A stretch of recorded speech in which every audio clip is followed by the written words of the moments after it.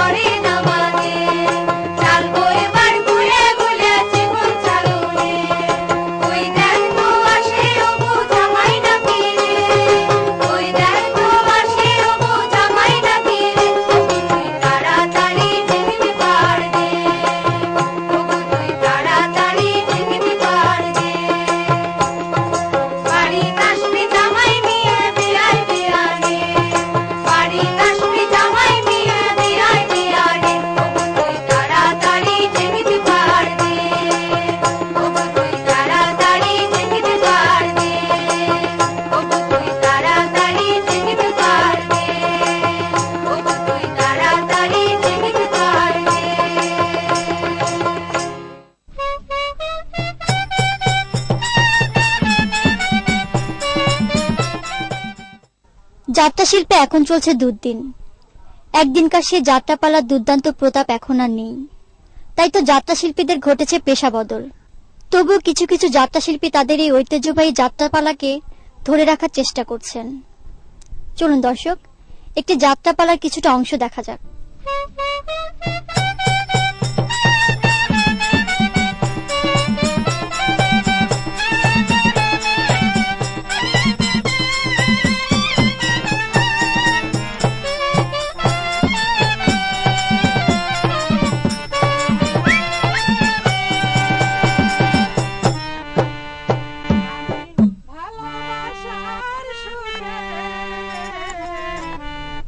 যেতে চাই গো তোমার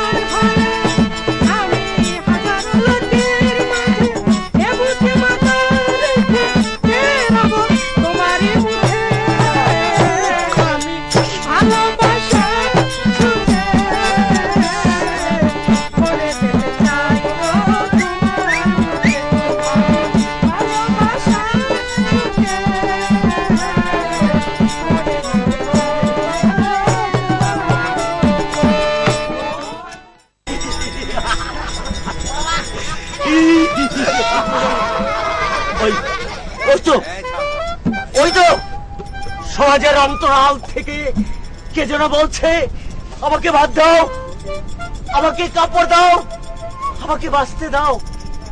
না না না না না,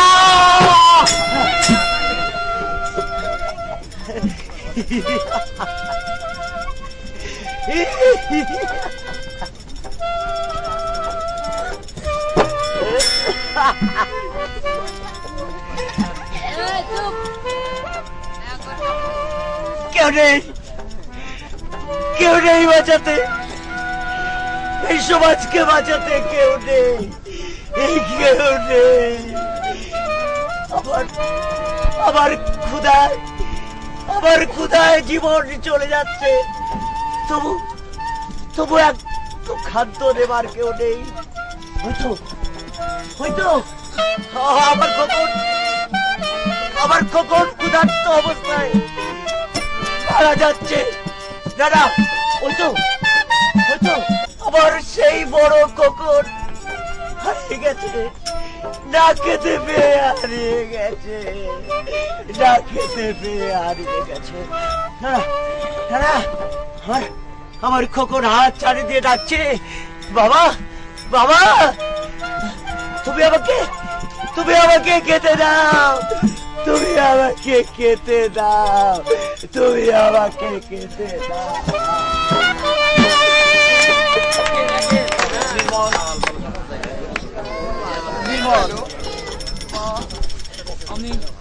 আমি চোখে কিছুই দেখতে পাচ্ছি না মা, সব যেন কেমন অন্ধকার লাগছে মা। দিদিকে না একটু আমার খুব দেখতে ইচ্ছে করছে মা, একটু দিদিকে নিয়ে এসো মা। মা একটু জল মা, দিদিকে না আমার একটু দেখতে ইচ্ছে করছে মা। ঠিক আছে, তুই এখানে বস বাবা, আমি ডাক্তারকে নিয়ে আসছি। আর মা একটু জল মা, মা আমার গলাটা শুকিয়ে গেছে মা, মা একটু জল, ও মা একটু জল মা, মা একটু জল মা, বাবা।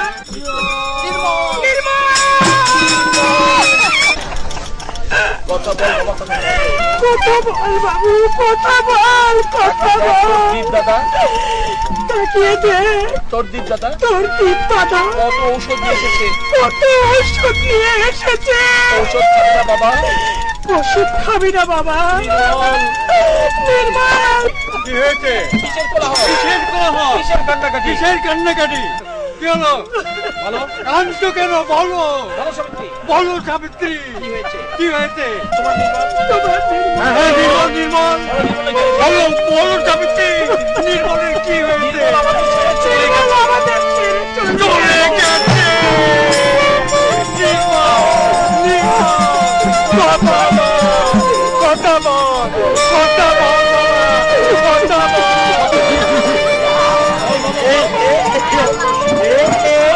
পাক্কা,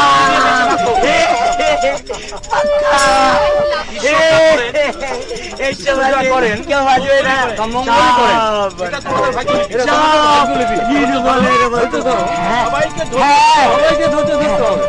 ভাগ্য চেয়ারম্যান সাহেব, সব ভাগ্য লিপি। এই ভাগ্য নির্মল জীবন হারিয়ে দিল এই সমাজের অন্তরালে, ওই অত্যাচারী ধনিকের কারণে সবাইকে জীবন দিতে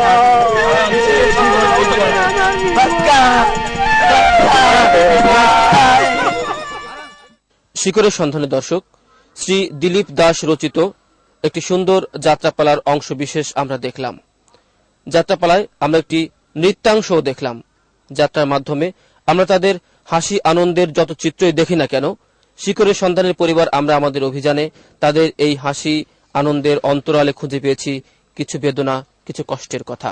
আর এই বেদনা এবং কষ্টের কথা নিয়ে আজকের এই যাত্রাপালার রচয়িতা এবং শ্রেষ্ঠাংশ অভিনেতা শ্রী দিলীপ দাসের সাথে আমরা এখন কথা বলছি। শ্রী দিলীপ দাস, আপনি সুন্দর একটি যাত্রাংশ রচনা করেছেন, তো এত কষ্ট এত বেদনার মধ্যেও আপনারা কিভাবে এই শিল্পটিকে টিকিয়ে রেখেছেন? বহু প্রতিকূলতার মধ্যে আমরা বিভিন্ন সময়ে জাতীয় পর্যায়ের কিছু অনুষ্ঠানের সুযোগে মাঝে মধ্যে বিভিন্ন সরকারের অনুমোদনের সমস্যার মধ্যেও সংগঠিত হয়ে সংক্ষিপ্তভাবে আমরা এই যাত্রা শিল্পকে বাঁচিয়ে রাখবার জন্য মাঝে মধ্যে বিভিন্ন জায়গায় যাত্রা পালা মঞ্চস্থ করে থাকি। যাত্রা শিল্পের এই দুর্দশার জন্য আপনি কোনটিকে মূল কারণ হিসেবে বিবেচনা করেন? আমি যেটা মনে করি, এটার তিনটি কারণ। একটি হচ্ছে প্রশাসনিক, আরেকটি যারা যাত্রা পালার জন্য প্যান্ডেল করে থাকেন, আমরা যাত্রার পরিভাষায় যাদেরকে নায়ক পার্টি বলে থাকি, ব্যবসায়িক কিছু যাত্রা পালার সংগঠক তাদেরও ব্যবসায়িক লক্ষ্যে কিছু অশ্লীলতা এবং পাশ্চাত্যের আধুনিক নৃত্য সহ সিনেমা জগতের কিছু কাহিনী যা যাত্রাকে কিছুটা বাধাগ্রস্ত করে বিলুপ্তির পথে নিয়ে গেছে, এটা আমি মনে করি। তো এক সময়ের ঐতিহ্যময় এই যাত্রা শিল্পের এই ঋত গৌরব, অর্থাৎ যে গৌরব আমরা হারিয়ে ফেলেছি, সেই গৌরব পুনরুদ্ধারের কি উপায় আছে বলে আপনি মনে করেন? আমি যেটা মনে করি যে প্রশাসন যদি ঠিকমতো যাত্রাপালা মঞ্চস্থ করবার জন্য সরকারি অনুমোদনটা দেন, লাইসেন্স প্রাপ্তিদের বিভিন্ন সুযোগ সুবিধা করে দেন, তাহলে হয়তো এই যাত্রা শিল্প বাঁচতে পারে। সেই সঙ্গে সরকারকে অশ্লীল এবং পাশ্চাত্যের কিছুটা ওই সিনেমা এগুলো বর্জন করে যাত্রা শিল্পকে প্রাধান্য দিয়ে আমাদের যে ঐতিহ্য সেটা রক্ষা করা সম্ভব বলে আমি মনে করি। সুপ্রিয় দর্শক, যাত্রা শিল্পের এই দুর্দিনের বা এই দুর্দশার জন্য উনি সার্বিক অর্থে প্রশাসনের অসহযোগিতা এবং প্রশাসনের পদক্ষেপের অভাব এবং আকাশ সংস্কৃতির আগ্রাসন এবং সার্বিকভাবে মানুষের রুচির পরিবর্তনকেই দায়ী করলেন। তো এই সমস্ত সংকট দূর করে আমরা কি যাত্রা শিল্পের সেই ঋত গৌরব পুনরুদ্ধারের জন্য আরেকবার সচেষ্ট হতে পারি না?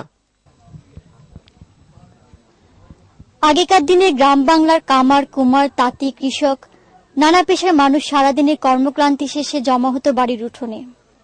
তারপর লণ্ঠনের আলোতে শুরু হতো পুঁথি পাঠের আসর।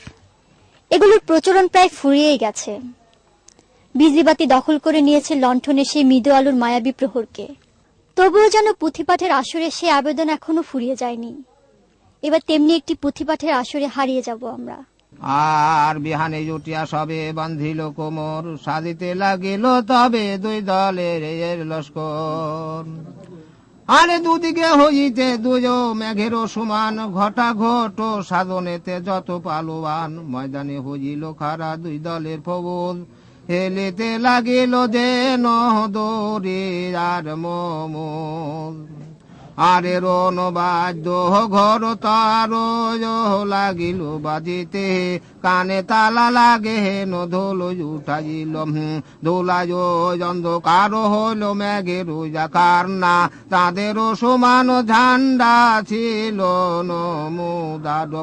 হুরার ডাপটে আর সিপাহীর সরে, কি জামত হলো যে ময়দান উপরে। আরে সাজিয়া হইল খারা দুই দলের লস্কর না, পহেলা আইল সে ময়দান উপর। মালিকের দিকে বাদশাহ দেখে তাকাইয়া, সে না দোস্ত বাজু দেখেনি ডকি যাম। আরে আফসোস করি যা বাদশাহ যদি ডাকিল, আঁকিয়া সোহনে কালিয়া কহিতে লাগিল। খাতা করি যাসি আমি আপন কামেতে, কে জানে যেমন হবে মোর নসিবেতে। আরে হামামের তরে আমি করিনু পছন্দ, বেটি বিয়া দিয়া তারে করিনু পছন্দ।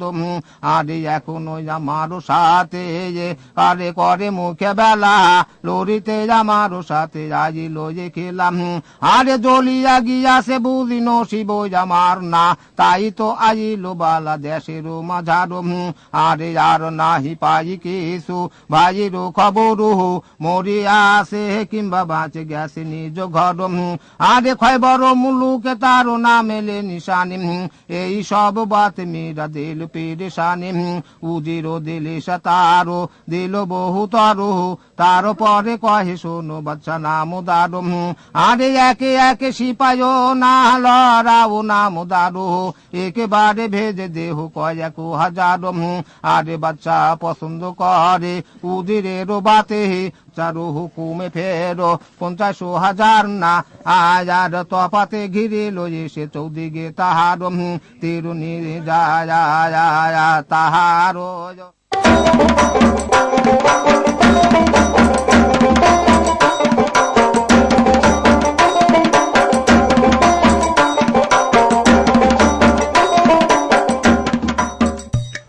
আমরা এখন রয়েছে একটি আদিবাসী পাড়ায়।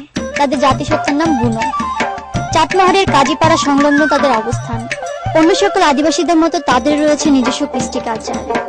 এবার এরকমই একটি বুনো আদিবাসীদের জীবন জীবিকা সম্পর্কে জানবো আমরা এবং দেখবো তাদের সাংস্কৃতিক পরিবেশনা। এই আদিবাসীদের জাতিসত্তার নাম বুনো। তবে কিভাবে তাদের নাম বুনো হলো তা তারা বলতে পারেন না।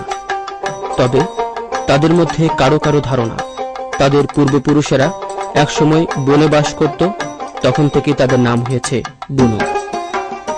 বুনোরা নিজের কাজ নিজেরাই করতে পছন্দ করে। যদিও তাদের নির্দিষ্ট কোনো পেশা নেই, বনে জঙ্গলে খড়ি কোড়ানো, পরের জমিতে কাম লেখাটাই তাদের পেশা। তবু তারা কারো মুখাপেক্ষী হতে রাজি নয়। সুযোগ পেলেই তারা মেতে ওঠে উৎসবে আর আনন্দে।